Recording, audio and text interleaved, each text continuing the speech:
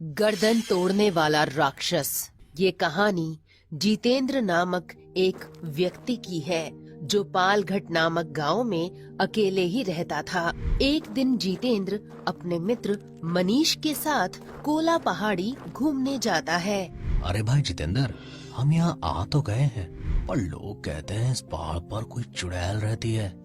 अरे मनीष, ये भूत वूत कुछ नहीं होता, चल हम यहीं सो जाते हैं, फिर सवेरे हमें घूमना भी तो है ना यहाँ। दोनों दोस्त मिलकर वहीं सो जाते हैं। तभी जितेंद्र को एक चुड़ैल उठाकर ले जाती है।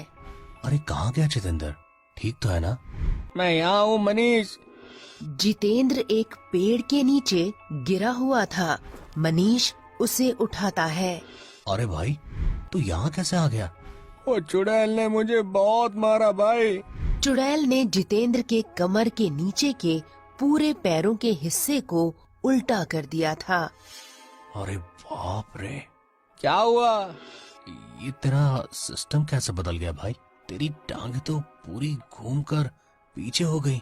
जितेंद्र ये देखकर बहुत चिल्लाने लगता है। अरे ये क्या कर दिया उस चुड़ैल ने? अरे भाई भाग यहाँ से, यहाँ रुकना सही नहीं है। तभी जितेंद्र भागने लगता है, पर आगे की बजाय पीछे भागता है। अरे क्या कर रहा है? इधर चलना है, पीछे क्यों भाग रहा है तू? अरे मेरा ये प्लेटफॉर्म ही उल्टा हो गया है ना, आगे भागने लग रहा हूँ तो पीछे की ओर जा रहा हूँ। दोनों मिलकर जैसे तैसे अगले गांव आते हैं। गांव के सभी लोग जितेंद्र की हालत देखकर आश्चर्यचकित हो जाते हैं। उसी गांव में पिंटू नामक एक छिचोरा व्यक्ति रहता था। अरे जितेंद्र, ये तेरा दूरदर्शन कैसे गुम गया? पिंटू जितेंद्र का बहुत मजाक बनाता है। पिंटू की बातें सुनकर सारे गांव वाले उस पर हंसने लगते हैं। पिंटू चुप करो। अरे भाई जितेंद्र, मैं तो ये सोच रहा हूँ कि अब तुम बाथरूम में कैसे बैठोगे। तेरा तो सारा एनिमेशन ही बिगड़ गया। ये सब क्या हो गया? ऐसा कारनामा तो हमने पहली बार देखा है। मनीष, इसे डॉक्टर के पास ले जाओ। अरे मैं ले गया था इसे डॉक्टर के पास। डॉक्टर ने जब इसे देखा तो वो अपनी डॉक्टरी भूल गया। इसे देखकर अभी तक सदमे में है डॉक्टर। अरे इसे देखने के बाद तो हर कोई सदमे में रहेगा। ये अजूबा पहली बार हुआ है ना। सारे गांव वाले जितेंद्र का मजाक उड़ाने लगे।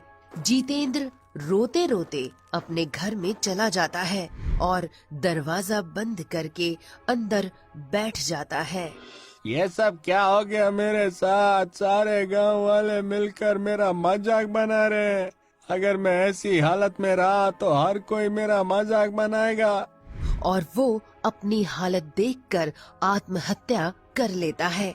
सारे गांव वाले जितेंद्र की मौत पर बहुत अफसोस करते हैं। यूं ही कुछ दिन बीत जाते हैं। एक दिन रात में पिंटू गांव में अकेले घूम रहा था। तभी उसके सामने एक विशाल राक्षस आता है। अरे ये क्या है? अब मैं तुझे नहीं छोड़ूंगा, तुझे तो मैं कच्चा ही चबा जाऊंगा। मुझे क्षमा कर दो, मैंने तुम्हारा क्या बिगाड़ा है? राक्षस उसे पकड़कर एक घाट में कैद कर देता है। अगले दिन सारे गांव वाले मिलकर पिंटू को तलाश करते हैं, पर पिंटू का कोई पता नहीं चलता। अरे ये पिंटू कहाँ चला गया? अचानक अपने गांव से गायब कैसे हो गया? गांव वाली राधा, अरे वो तो एक नंबर का छिचोरा है, गया होगा कहीं मस्ती करने। हाँ राधा, तुम ठीक कहती हो, वो कहीं मस्ती कर रहा होगा, आ जाएगा लौटकर। हाँ ठीक ही तो है, आ जाएगा अपने आप। सारे गांव वाले अपने अपने कारोबार में लग जाते हैं, पर किसी को इस बात की भनक तक नहीं थी कि उनके गांव में एक राक्षस आ गया था। अगले दिन से वो राक्षस गांव के एक एक व्यक्ति को उस घाट में कैद कर देता है। सारे गांव में तहलका मच जाता है। एक दिन, अरे ये हमारे गांव के लोग अचानक गायब कैसे हो रहे हैं? हाँ मनीष, हमें बात का पता लगाना होगा कि हमारे गांव वाले अचानक गायब कैसे हो रहे हैं। हमारे गांव के लोग रात के समय ही गायब हो रहे हैं। हमें आज रात देखना होगा कि कौन हमारे गांव वालों को उठाकर ले जा रहा है। रात को मनीष और गांव के कुछ व्यक्ति एक स्थान पर छुपकर बैठते हैं। तभी वहाँ एक राक्षस प्रकट होता है। अरे ये क्या, इतना बड़ा राक्षस! लगता है यही हमारे गांव वालों को उठाकर ले जा रहा है। हाँ मनीष, यही राक्षस उठाकर ले जा रहा होगा हमारे गांव वालों को। अरे पर ये राक्षस हमारे गांव में आया कैसे? अब तक तो नहीं था। हाँ कमलेश, यही राक्षस हमारे गांव वालों को गायब कर रहा होगा। अगले दिन मनीष और कमलेश मिलकर सारे गांव वालों को उस राक्षस के बारे में बताते हैं। पर वो राक्षस हमारे गांव में आया कहाँ से? अभी तक तो कोई राक्षस नहीं था हमारे गांव में। मैं भी वही सोच रहा हूँ कि ये हमारे गांव में आया कहाँ से और उसने हमारे गांव वालों के साथ क्या किया। हम गांव वालों को रात में अपने घर से बाहर नहीं निकलना होगा, तभी हम उस राक्षस से बच पाएंगे। राधा, ऐसा नहीं हो सकता। रात में कोई ना कोई किसी न किसी कार्य से बाहर आता ही है। हम हर किसी को रोक नहीं सकते। पहले हमें ये पता लगाना होगा कि इस राक्षस ने हमारे गांव वालों को कहाँ रखा है, क्या किया उनके साथ। हाँ मनीष की बात सही है। हमें आज रात देखना होगा वो राक्षस कहाँ से आता है और कहाँ जाता है, तभी हमें अपने गांव वालों के बारे में पता चल पाएगा। हाँ ये भी ठीक है। रात में सभी गांव वाले मिलकर जागते हैं और उस राक्षस के आने की राह देखते हैं। ये राक्षस अभी तक आया क्यों नहीं? तभी वो राक्षस वहाँ पर प्रकट होता है। ये तो बहुत खतरनाक राक्षस दिख रहा है। हाँ बहुत खतरनाक है। ये हमारे गांव में कैसे आ गया? राक्षस गांव में इधर उधर घूमता है, पर उसे कोई व्यक्ति दिखाई नहीं देता। वो लौटकर जाने लगता है। देखो देखो, वो राक्षस जा रहा है।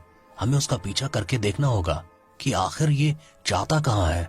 सारे गांव वाले मिलकर उस राक्षस का पीछा करते हैं। वो राक्षस उसी घाट में जाता है जहां उसने सारे गांव वालों को रखा था। अरे हमारे गांव वाले तो इस घाट में है, पर इनकी हालत कैसी हो गई? इनके तो सारे पैर पीछे की ओर मुड़ गए हैं। हाँ मनीष, इनके पैर तो वैसे ही हो गए हैं जैसे जितेंद्र के हो गए थे। सारे गांव वाले ये देखकर डर जाते हैं और वहां से भागने लगते हैं। तभी वो राक्षस उन सभी को पकड़ लेता है। मुझे पता था कि तुम लोग यहाँ जरूर आओगे। तुमने हमारे गांव वालों को क्यों पकड़ कर रखा है और उनके पैरों के साथ तुमने क्या किया? तभी वो राक्षस जितेंद्र की शक्ल में आ जाता है। गांव वाले ये देखकर हैरान हो जाते हैं। अरे ये तो जितेंद्र है, पर ये राक्षस कैसे बन गया? ये तो मर चुका था। अरे ये तो जितेंद्र है, पर ये राक्षस कैसे बन गया? ये तो मर चुका था। हाँ मैं ही वो राक्षस हूँ और मैंने ही सारे गांव वालों के पैर उल्टे किए हैं। तुम सब ने मेरा बहुत मजाक बनाया था, मेरे ऊपर बहुत हंस रहे थे तुम। गांव वालों के कारण ही मुझे अपनी जान देनी पड़ी और मैं एक राक्षस बन गया। अब मैं इस गांव के एक भी व्यक्ति को सुख से नहीं रहने दूंगा। जितेंद्र, तुम ये सब क्यों कर रहे हो? ये सब करने से तुम्हें क्या हासिल होगा? मनीष, इस संसार में मेरा अपना कहने वाला कोई नहीं था। मैं अकेला ही था, पर किसी ने मुझ पर रहम नहीं किया और मेरा मजाक बनाने लगे। हमें क्षमा कर दो जितेंद्र, हमसे बहुत बड़ी भूल हो गई है। हमें तुम्हारा मजाक नहीं बनाना चाहिए था। हाँ हाँ हमसे भूल हो गई, हमें क्षमा कर दो जितेंद्र। सारे गांव वाले जितेंद्र से क्षमा मांगते हैं, उसके सामने गिड़गिड़ाते हैं। मैं चाहता तो इन सबको इस हालत में गांव में छोड़ देता था, पर मैंने ऐसा नहीं किया। अगर मैं ऐसा करता तो सारे लोग इनका भी मजाक बनाते और ये भी एक दिन अपनी जान दे देते। पर मुझे किसी की जान नहीं लेनी।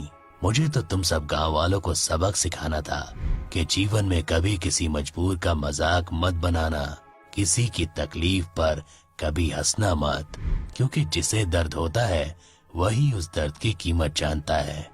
तुम सही कहते हो दोस्त, जीवन में कभी किसी का मजाक नहीं बनाना चाहिए और हमसे यही सबसे बड़ी भूल हो गई है। सारे गांव वाले अपने किए पर बहुत शर्मिंदा होते हैं और वो जितेंद्र से क्षमा मांगते हैं। जितेंद्र सारे गांव वालों को माफ कर देता है और उन सभी के पैरों को सीधा करके उन्हें छोड़ देता है। जीवन में कभी किसी का मजाक नहीं बनाना चाहिए, क्योंकि आपका एक मजाक किसी की जान ले सकता है।